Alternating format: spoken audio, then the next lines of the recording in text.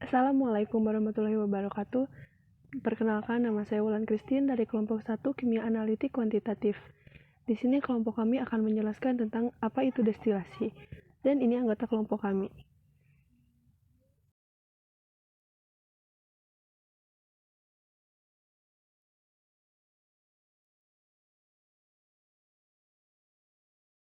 Nama saya Fida Rabiatul Adawiyah. Saya di sini akan menjelaskan tentang pengertian dari destilasi.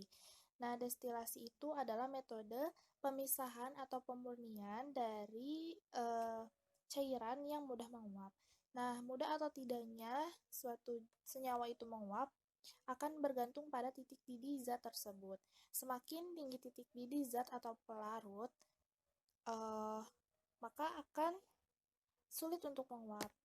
Oleh karena itu, di pengertian yang lain, ada yang mengartikan bahwa destilasi itu sebagai metode pemisahan atau pemurnian senyawa kimia berdasarkan titik didihnya. Nah, dalam destilasi itu,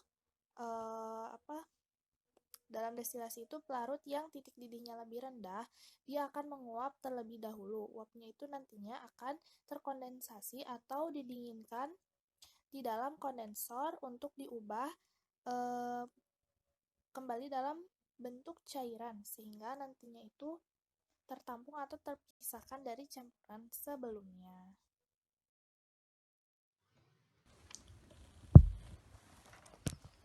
Assalamualaikum warahmatullahi wabarakatuh. Saya Cahaya Indrian dari kelompok 1. Saya akan menjelaskan tentang alat-alat dalam praktikum destilasi. 1. Sumber panas, heater. 2. Labu destilasi untuk sampel.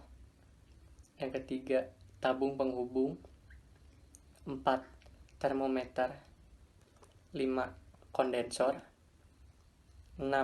Air pendingin masuk. 7. Air pendingin keluar. 8. Labu alas bulat hasil pemisahan. 9.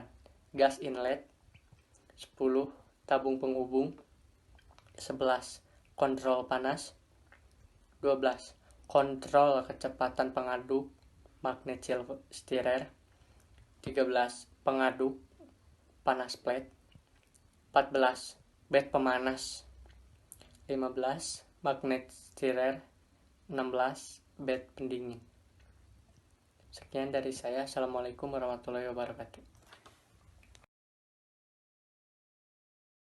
Nama saya Agita Siti. Selanjutnya saya akan menjelaskan tentang distilasi sederhana. Pada dasar pemisahannya, perbedaan dari titik didihnya yang jauh maupun salah satu komponennya bersifat volatif. Jenis ini biasanya melalui cara menaikkan suhu sehingga menjadikan tekanan uapnya ada di luar cairan ataupun tekanan atmosfer ataupun titik didih normalnya. Jika campuran tersebut dipanaskan atau dididihkan, maka komponen yang memiliki titik didih yang lebih rendah akan menguap. Selain dari perbedaan titik didih, ada juga dari perbedaan korelatin, yaitu kecenderungan suatu substansi menjadi gas. Proses ini juga dapat memisahkan antara campuran alkohol dan air biasa. Fungsi dari distilasi sederhana yaitu untuk memisahkan larutan ke dalam beberapa komponennya atau suatu metode pemisahan bahan kimia yang berdasarkan perbedaan kecepatan atau kemudahan menguap. Prosesnya ini, campuran dipanaskan untuk mengubah komponen yang paling mudah menguap dari cairan menjadi bentuk uapnya. Lalu, kondensasi umumnya dilakukan dengan mengalirkan air dingin pada wadah kondensor untuk membuat uapnya menjadi cair.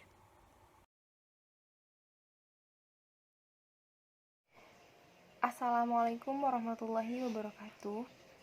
Perkenalkan, nama saya Inayah Putri Rahma Syarif dengan NPM 51239. Di sini saya akan menjelaskan mengenai destilasi fraksional. Destilasi fraksional adalah proses pemisahan komponen dari zat penyusun suatu campuran senyawa larutan berdasarkan perbedaan titik didih dengan menggunakan destilasi cara bertingkat. Mengapa destilasi ini juga bisa disebut destilasi secara bertingkat? Salah satunya adalah destilasi ini juga digunakan secara bertingkat. Pengaplikasian dari destilasi fraksional adalah penyulingan minyak dan pemurnian reagen dari suatu produk. Prinsip yang digunakan dari destilasi fraksional yaitu campuran cairan yang dipanaskan akan menghasilkan uap. Uap yang akan dihasilkan itu akan bergerak ke atas tabung gelas yang disebut kolom fraksional. Kolom fraksional ini akan terjadi pemisahan, dan kolom fraksional ini ditempatkan di antara labu yang berisi campuran fraksi dan adaptor Y untuk pemisahan antara cairan yang didestilasi. Cairan yang memiliki titik didih rendah akan lebih mudah menguap dibandingkan yang memiliki titik didih tinggi, sehingga secara bertahap akan bergerak maju bagian ke atas kolom fraksional. Sekian penjelasan dari saya, kurang lebihnya mohon maaf. Wassalamualaikum warahmatullahi wabarakatuh.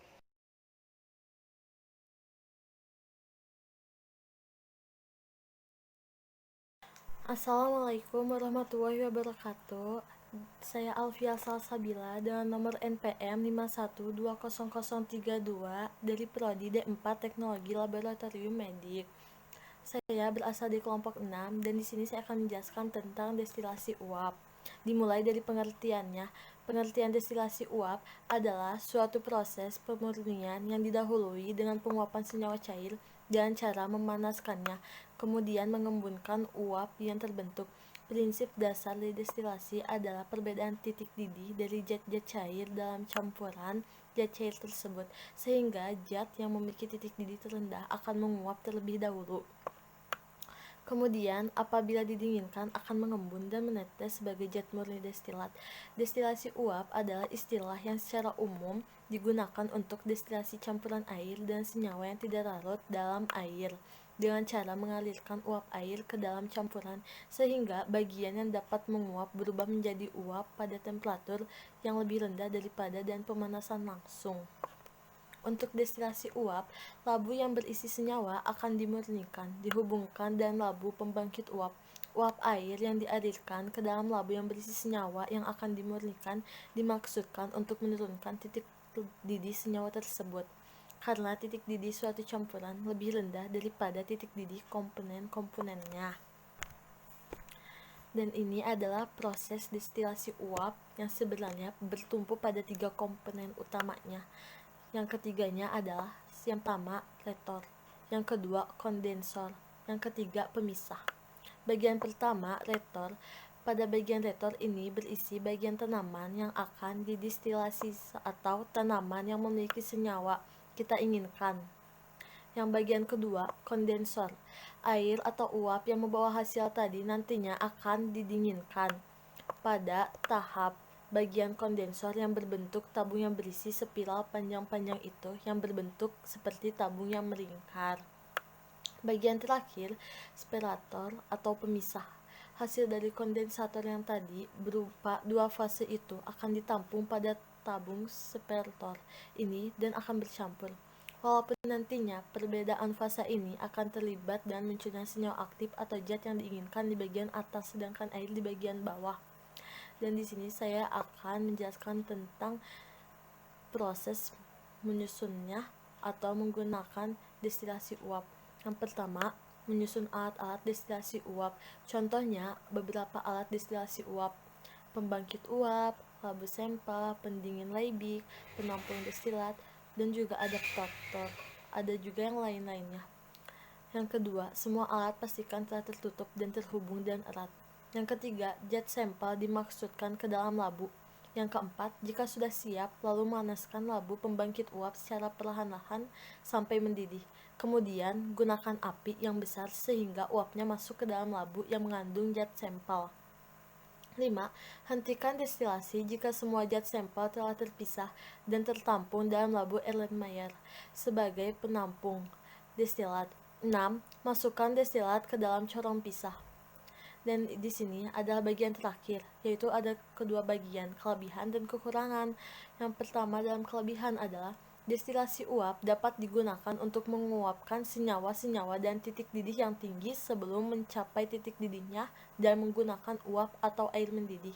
Dan destilasi uap, ini senyawa yang dimurnikan tidak dikhawatirkan akan rusak, karena senyawa tersebut diuapkan sebelum mencapai titik didihnya. Berbeda dengan destilasi yang lain, contohnya pada destilasi sederhana atau destilasi bertingkat, di mana senyawa akan dimurnikan, dipanaskan hingga mendidih, sehingga hanya dapat dilakukan pada senyawa-senyawa tertentu yang tidak rusak akibat pemanasan yang berlebihan. Dan kelemahan destilasi uap adalah metode untuk menyaring senyawa yang sensitif terhadap panas. Jadi, proses ini melibatkan penggunaan uap menggeledak melalui dipanaskan dan campuran bahan baku. Di sini cukup sekian. Assalamualaikum warahmatullahi wabarakatuh. Baiklah, saya Desgita Ramadasani. Di sini saya akan menjelaskan tentang destilasi vakum. Apa sih itu destilasi vakum? Destilasi vakum adalah destilasi yang tekanan operasinya 0,4 atmosfer atau kurang dari sama dengan 300 mmHg absolut. Proses destilasi dengan tekanan di bawah tekanan atmosfer. Adapun fungsi dari destilasi vakum, fungsinya untuk menurunkan titik didih pada minyak berat atau long residu sehingga menghasilkan produk-produknya. Dan cara kerja dari destilasi vakum yaitu dalam prosesnya long residu yang dihasilkan dari kolom CDU akan dipanaskan dengan temperatur 340 derajat Celcius. Selanjutnya, long residu dimasukkan ke dalam kolom HVU yang memiliki tekanan 0,4 atmosfer. Untuk mendapatkan tekanan yang rendah, maka digunakan bantuan ejektor atau kondensor. Perkenalkan, nama saya Lailatul Amania dengan NPM 5120023. Di sini saya akan menjelaskan tentang azeotrop. Apa itu azeotrop? Azeotrop adalah campuran dari dua atau lebih cairan dalam sedemikian rupa, sehingga komponen yang tidak dapat diubah dengan destilasi sederhana. Hal ini terjadi karena ketika azeotrop direbus, uap memiliki proporsi yang sama dari konstituen sebagai campuran direbus. Selanjutnya, destilasi campuran azeotrop. Jika dua pelarut dapat membentuk azeotrop positif, maka distilat dari setiap campuran tersebut konstituen akan menghasilkan distilat yang lebih dekat dalam komposisi untuk azeotrop daripada campuran awal. Sebagai contoh, jika 50/50 campuran etanol dan air suling sekali, distilat akan 80% etanol dan 20% air, yang lebih dekat ke campuran azeotropik dari aslinya. Sebagai contoh yang pertama, asam nitrat sebanyak 68%, air mendidih pada 120,5 derajat Celcius ATM atau azeotropik negatif. Contoh yang kedua yaitu etanol sebanyak 96%, air mendidih pada 78,1 derajat Celcius. Sekian, terima kasih. Perkenalkan, saya Salsabila. Di sini saya akan menjelaskan tentang jenis destilasi yang keenam, yaitu destilasi ekstraktif. Apa itu destilasi ekstraktif? Destilasi ekstraktif adalah teknik pemisahan yang mencangkup penambahan komponen ketiga dalam campuran biner untuk memungkinkan pemisahan kedua komponen tersebut. Ini terjadi karena kedua komponen akan diuapkan pada suhu yang hampir sama. Selama penyulingan, komponen dengan volatilitas tertinggi akan mudah diuapkan sebagai produk teratas. Sisanya adalah pelarut dan komponen lainnya. Perkenalkan, nama saya Sri Ulul Putri. Di sini saya akan menjelaskan tentang destilasi kering atau destilasi padatan. Destilasi kering atau destilasi padatan adalah suatu metode pemisahan zat-zat kimia. Dalam proses destilasi kering, biasanya bahan padat dipanaskan sehingga menghasilkan produk-produk berupa cairan atau gas yang dapat berkondensasi menjadi padatan. Lalu produk-produk tersebut disaring, dan pada saat yang bersamaan mereka berkondensasi dan dikumpulkan.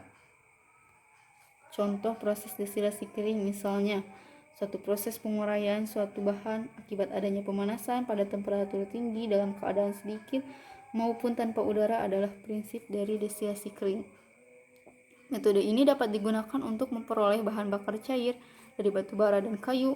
Selain itu, destilasi kering juga digunakan untuk memecah garam-garam mineral, misalnya pemecahan sulfat melalui termolisis, menghasilkan gas sulfur dioksida dan sulfur trioksida yang dapat dilarutkan dalam air membentuk asam sulfat.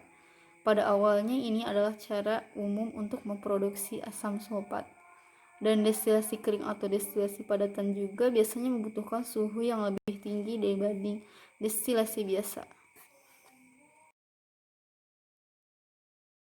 Untuk selanjutnya, saya Nadia Ulfanur Afifah akan menjelaskan kekurangan dari teknik atau metode destilasi dalam proses pemisahan campuran senyawa kimia.